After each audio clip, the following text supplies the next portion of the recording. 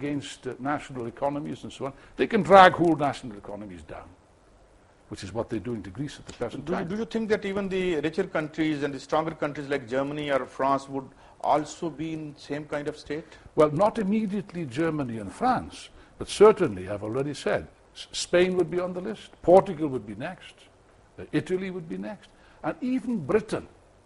You see, even Britain with the colossal debts, they are seriously discussing the possibility. The pound is already under attack by the same speculators. They sense that there is a weakness, and therefore they sell, they unload pounds, therefore they land the British economy in difficulties. And incredibly, even America, according to the latest estimates, is not entirely out of danger. So if the Greek economy is allowed to go down, there can be a knock-on effect with the most serious effects you can imagine. It's a bit like what happened in Asia, if you remember, in 1998, yes, where you had a chain of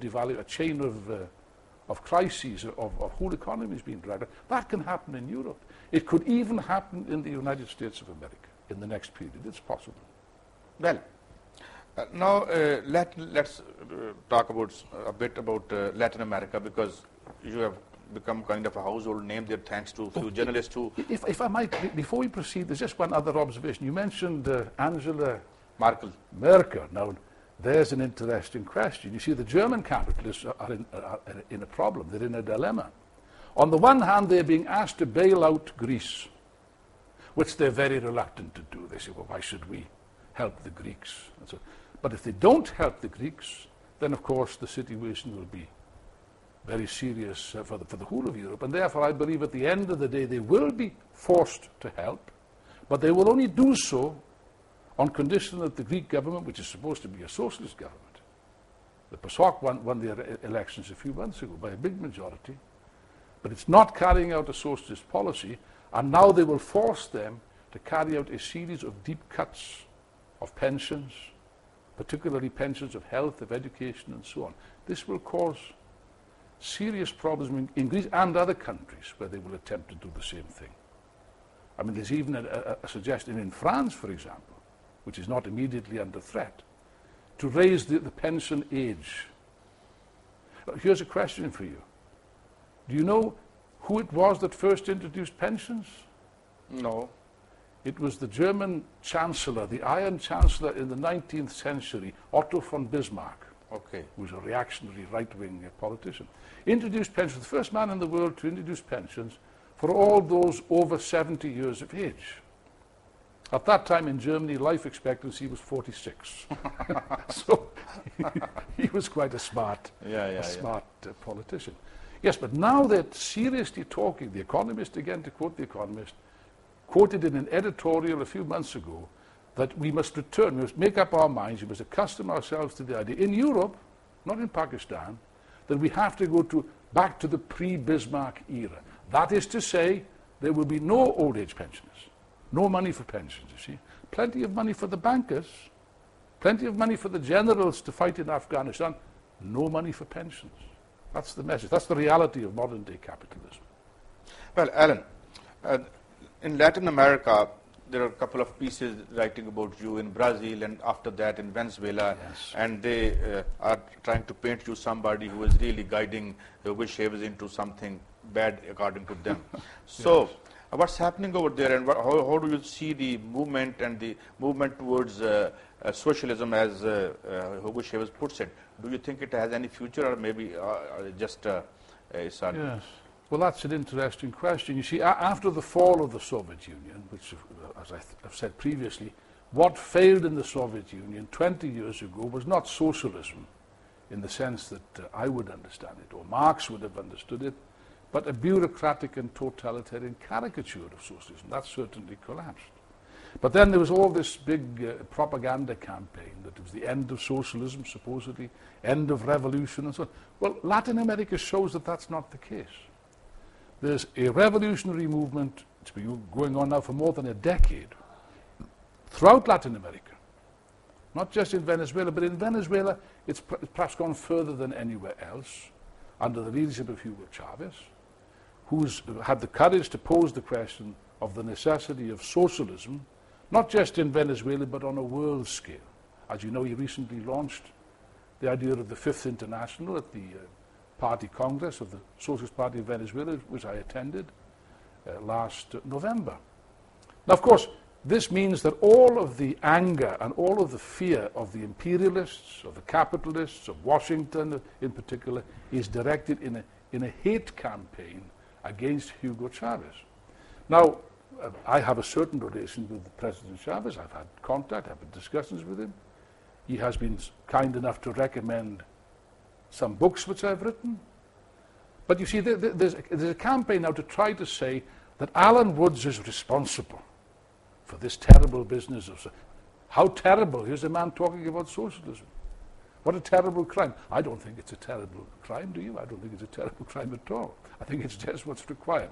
But of course, for the rich and the powerful and the capitalists and the bankers and the imperialists, they don't like this. And therefore, yes, there's been a number of editorials and lead stories in leading Latin American and Venezuelan papers in which they've tried to attack that Alan Woods is somehow a sinister person that's guiding the president of Venezuela. Well, no such thing, of course, no such thing. I don't wish to exaggerate the influence I might have on President Chavez. He's an intelligent man, he's an independent-minded person, and he's quite capable of making up his own mind without the interference of Alan Woods or anyone else. I might add, as I did in reply to one of these gentlemen recently, that if you're going to talk about foreign influences on Venezuelan politics, you'd better look at the Venezuelan opposition, the counter-revolutionary opposition, which is definitely led by foreigners based in the United States of America. Alan, we will continue this after a break. नाज़रीन एक वक्फा लेते हैं और वक्फे के बाद हमारी गुफ्तगू जारी रहेगी.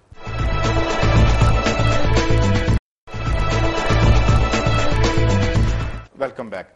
Okay, Alan, you just mentioned this Fifth International, and Hugo Chavez seems to be very interested in that. Yes. Do you think it will see the light of day, or just a empty talk? Well, I hope that it will see the light of day, and certainly what I will say is that the cause of the working class, the cause of socialism, is international. Always has been. Not for sentimental reasons, not because it's a nice idea, and so on, but out of economic necessity. Capitalism, Marx explained this 150 years ago in the Communist Manifesto, the most modern of all documents, by the way, explained that capitalism develops as a world system, as a world economy, as a world market, to which all national markets are necessarily subordinate. And therefore the workers of Pakistan, of Russia, of China, of Britain, of Venezuela, of the United States are faced with a common enemy which crosses all frontiers, which is the big capitalist companies, imperialism. It's a world system, and therefore our response also must be international. Incidentally, Marx, Engels, Lenin, Trotsky, all the great revolutionaries of the past always strove to build an international organization, which unfortunately today does not exist. And therefore, when President Chavez calls for the setting up of a new international, the Fifth International, as he calls it, it is an appeal which certainly I would support 100%, and I would appeal to the people, the workers of Pakistan, also to support this wonderful initiative. We need to unite. Our unity is our strength. Well, before we come to Pakistan, and actually we'll talk about Pakistan, what do you think about the potential of Hugo Chavez? Do you think he has enough potential to realize all the dreams that he talks about? Well, Hugo Chavez, if he's done nothing else, has put the question of socialism and socialist revolution back on the agenda, on the top of the agenda.